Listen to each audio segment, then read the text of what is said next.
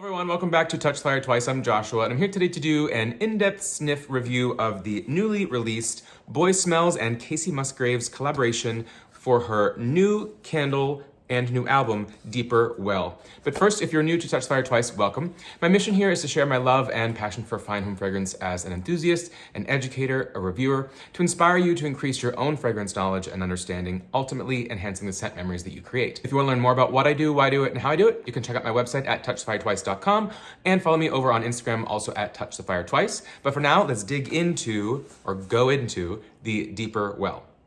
So Kacey Musgraves, if you're not familiar with her, crawl out from under the rock. She's incredible. She has released, I believe this is her 5th album now. She won Album of the Year among 6 other Grammys over time for her 2018 release, Golden Hour, which is an incredible, incredible record. And just a few years after release of Golden Hour, the album, she did a collaboration with Boy Smells for a candle called Slow Burn in 2020, which I purchased, I have burned, and I actually never reviewed it because it was during kind of a hiatus time for me for Touch the Fire Twice. But I probably will at some point review it because I love it so much that this is the first and only time I've purchased one of the magnum-sized Boy Smells candles. I've got this. They are expensive, especially in these big magnums that are 27-ounce 3 wicks. But there was a pretty good sale during the holidays, 2023, and I did purchase this. I burned it a few times, and it is a massively strong, really great burner, really pretty, just to give you a look at it. It's this kind of ombre, ruby colored glass, slow burn. This is a papyrus, raspberry, incense, tonka, frankincense, black pepper, beautiful, very, very unique blend that if you want to hear more about, please let me know and I will do an in-depth sniff review on that. But today we're here to talk about Deeper Well, which is, as you see here, her new album was just launched, released in March of 2024, and they decided to do a collaboration for the Deeper Well album. What's kind of fun, actually, is for most or some of the vinyls, they actually are including scented sleeves to the liners. So this is, as you can see, it says Deeper Well, Kacey Musgraves, and it's a bit of a, old school scratch and sniff. And I'm here to tell you that it is spot on. It is the fragrance. So if you're one who doesn't want to spend the money on the candle necessarily without smelling it, but you really like Kacey Musgraves, and you can get the vinyl, you can at least get a sense of what the smell is with the vinyl. But the Deeper Well album is really a transformative experience for her, where she's talking about, essentially, she had her Saturn return in her late 20s and was just re-examining life and figuring out, what do I want to do? What I want to get more out of life and really focus on what's serving me, and just a really, really healthy, I'd say, mindfulness overall. And the album it leans a bit slower and slightly folk, just introspective, and just it's lush sounding and beautiful, and happily the candle matches that in many ways. So we're going to dig into Deeper Well, talk through the sort of brand story, how Kacey describes it. We'll go into unboxing, talking about the aesthetics, the branding, the marketing of it. Then I'll get my nose on it, tell you what I think, talk about performance. And as I always like to do with these fine home luxury fragrances, I go into the top, middle, bottom notes. There are, I believe, 11 or 12 here, truly building out the entirety of the fragrance. And we'll just quickly pop through talking about, what is beetroot? How is that used in home fragrance, in fine fragrance? What is the difference between clary sage and sage? What is ISO E Super? So we'll get into that stuff, but that's for, maybe the fragrance nerds who want to learn more about the science and really dig into what are we smelling, because as I always say, the way that you increase your fragrance knowledge to enhance the scent memories that you create around a mood, moment, memory, space, place, or time is by learning what are the scents in here. So it's not just, oh, I like this, but here's why I like this. And if there are other fragrances that have these notes in it, then maybe I'll like those as well. And so it's just, for me, I always have a natural curiosity and I like to learn more about things. And so come along with me and learn if you're new to Touch the Fire Twice. So packaging on this, very earthy, simplistic, really nicely done though. These are all kind of letter pressed, imprinted, embossed imagery on here with some mushrooms, some flowers, some roots.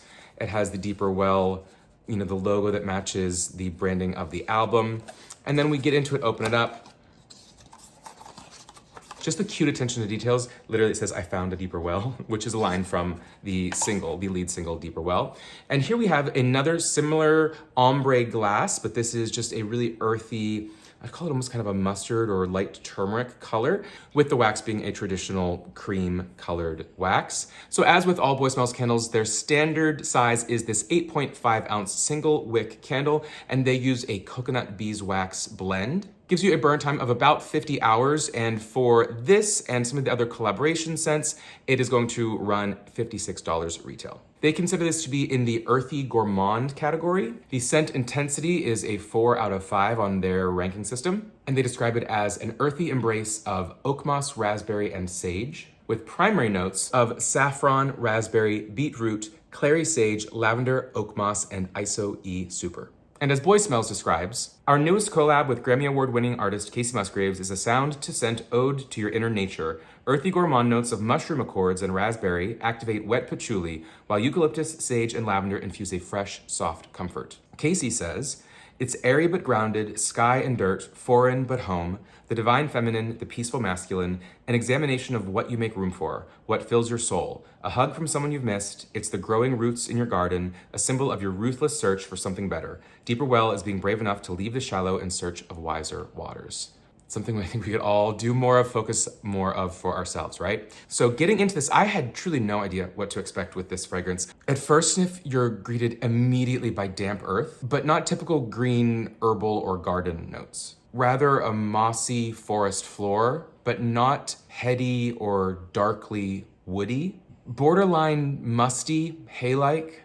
Think a complex trail of mushrooms and moss, earth and spice, with an underlying sweetness and smooth woods. It's soothing, almost medicinal, yet sweet like some healing tincture. I will say beetroot is quite prominent. Beetroot being, beets when you think of the intensely deep purple, maroon colored root vegetable. And it brings a sweet earthiness, and it actually gives the scent of geosmin, which you may or may not be familiar with. And in fact, I talk about geosmin a bit in a different Boy Smells collab review, the Grace by Grace Jones candle, which if you haven't seen that video, you can watch the review here. And geosmin is a major player in the fragrance known as petrichor, which is the scent after a rainstorm, sort of that wet stone. It's primarily made up of two things. One is a bacteria called geosmin, which is present naturally in beets, which you do get in here, as well as just natural plant oils. The idea being that plants protect their roots and seeds in an oil so that they don't germinate when the ground is dry and they would just likely die.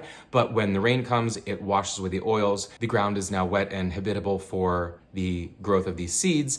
And the mixture of the geosmin bacteria and those plant oils is what is the petrichor fragrance that we all know and I think most probably love or are familiar with, or that refreshing, oh, it just rained, you've got that scent, and that is petrichor. It's made of geosmin and plant oils, so the more you know there. But I will say the beetroot gives that damp, earthy geosmin borderline, therefore petrichor smell, but it doesn't smell like a rainstorm in the sense that there's no ozone, the lightning aspect to it, so it is just that damp earth. And it's very pleasantly earthy, not dusty and dank. And though it is earthy and damp, there's a bit of a thin brightness from a bit of airy, powdery eucalyptus with a sweetly astringent lavender and clary sage, and an herbaceous sweetness from the green patchouli, kind of all combining just like an earthy tea. There's a hint of a sort of dry spiciness from the saffron, which also leans back to that sort of hay-like aspect that I got in the beginning. And that's playing alongside, I'd say like a light amber and a bit of musk, which really both add a bit of sharpness to counter the damp forest earthy aspects. With bases of agarwood, which is oud, and synthetic ISO-E super, which we'll get into in a bit, there's a dry, slightly sweet, very smooth, almost velvety woody note to this. The opposite of the kind of woody note that chokes you out or is heavy or is just, I always make the association with heavy woods or even ambers sometimes with walking through a department store and they're spraying and misting all these fine fragrances at you and it just chokes you out and takes your breath away. Not at all. This is not that type of wood. It is resinous from certainly oud and the bit of sort of cedary notes that can be in the ISO-E super. It is comforting, soft, and yet somehow bright, not so dark. I'd say the woods in this fragrance are really playing a slightly sensual Mother Earth role. Overall, this is grounding, it is soothing, it's certainly surprising, and not just a walk through the forest and field, but a true journey. I will also say, when I first sniffed this, I was taken aback and I thought I didn't like it. And I set it out and I didn't burn it. Just sitting out, I would get wafts of the fragrance coming through the air. And the more I smelled it, it was just, I don't want to say intoxicating, but very, very alluring and I would almost say mystical. There's a mystical aspect to it, unlike anything I've smelled before. And it is something where I've burned this more than some other recent candles where, I mean, you can even see, it's a slow burn, funny to say, slow burn, but I've burned this for many hours, and when I light it, I don't want to blow it out and switch to something else because it's just peaceful and intriguing, and again, I will use the word mystical. And a great candle, obviously, to burn if you're listening to Deeper Well. Not sponsored, but love Kacey, love the album. Love the candle, in fact, as well. Getting into performance, as is with, for me, all Boy Smells candles, this is going to require foiling. Though it is not a particularly wide vessel, based on either the coconut beeswax blend or the wicks, not sure, it does need babying to get that full pool across. And for these candles at the price they are, you don't want to risk these tunneling, canyoning. It's just a waste of the wax, and you don't get a true projection and throw that you deserve with the candle. And so I do have to put foil around this so far every time I've gone to light it. But once it gets a deep enough pool, a centimeter or so, I can take that off. And as long as it's warm enough, 70 degrees in the home, you're generally gonna be fine. I do always burn this in a hurricane, but the strength throw and projection is stronger than some 4-wicks candles that everyone's familiar with on the market. The other thing I will say though is, somewhat surprisingly, this soots like a monster when I first light it, unless I trim it to almost a nub. Though once it's burning, I've had no issues with sooting. Now, getting into these top, middle, bottom notes as we see here, we're gonna dig through, I'll go through them somewhat quickly because there are so many, but we're gonna build this together as we sniff the candle. So first up is saffron. Saffron is a spice derived from the Crocus sativus flower. It has vivid crimson stigma and styles, referred to as threads, and they're collected and dried primarily for the use of seasoning and coloring. It's believed that saffron originated in Iran, and the Arabic word zafaran translates to yellow. The aroma of saffron is mysterious, spicy, sensual, elusive. Truly difficult to describe the scent or flavor of it. It's smooth, dry, rich, earthy, often described as a metal honey with grassy or hay-like hints. If you've had something like paella, you've certainly tasted saffron. Moving through our top notes to eucalyptus. Eucalyptus originated in Australia. As I often say, there are over 500 varieties of eucalyptus, which is just wild. It's citronella-like, a bit sweet balsamic, floral, fresh, airy, very clean. It can be minty, woody, citrusy, and green, a bit camphoraceous with those lemony facets. Raspberry, not something you see often in fine fragrance. You'll see it in, sort of Bath & Body Works candles that are going for a straight up, true, fruity raspberry cocktail or gelato or something like that. But when it comes to fine fragrance, it's used a bit differently. And so raspberry is sweet, soft, juicy, acidic, tangy, and tart. It's said to be a bit more sophisticated than a strawberry, but just as lush. Cranberries and blackberries have some similar aroma chemicals, but typically for fine fragrance, perfumers are going to have to go to a synthetic variation of raspberries. Transparently, I can't pick out anything resembling raspberry here, though I do believe it is part of it and likely adds to some of that brighter sweetness that is present. Then into beetroot, as I described before, sweet, damp, earthy. Beets contain geosmin, which is responsible for that fresh soil scent in the garden after a rainfall. And interestingly, humans are extremely sensitive to percepting minute doses or parts per million of geosmin in the air, which could explain why there's such a divide with beets where some people absolutely hate it and some do love it. However, geosmin becomes odorless in acid, which is one of the reasons why pickled beets are much more palatable for folks than just a true cooked beet.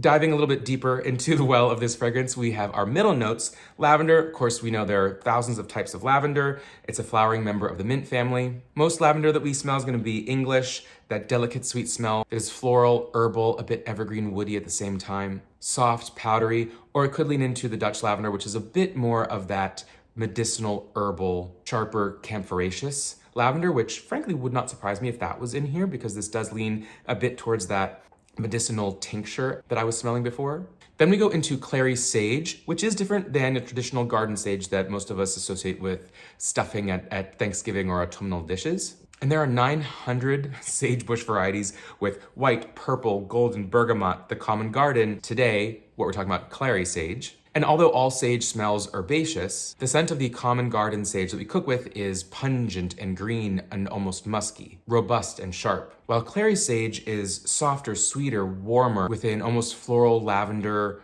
earthy tea, sweet anise, nuttiness. It's considered tranquil and calming, and actually thought to have more medicinal properties than your common garden sage. Again, makes sense why it's one of the primary notes of this candle. Then mushroom. I would bet you've probably never thought of or smelled mushroom as a note in a fragrance. So of course, mushrooms, I get thousands of mushrooms with many different scents, flavors, and profiles. But in general, what I'm assuming they're going for here is that earthy, fresh, nutty, somewhat dirty, potentially pungent, musty, damp earth forest floor, mixed with some fallen leaves, some moss, some roots, just to bring more of that mystical forest to the fragrance. And then finally, our bottom notes. Salted amber. So amber is a blend of ingredients that is going to be warm, rich, resinous, powdery, sweetly musky or animalic. It's, of course, as I always say, based on ambergris, which is the natural byproduct of the sperm whale's digestive system, which is not typically used at this point. It's usually going to be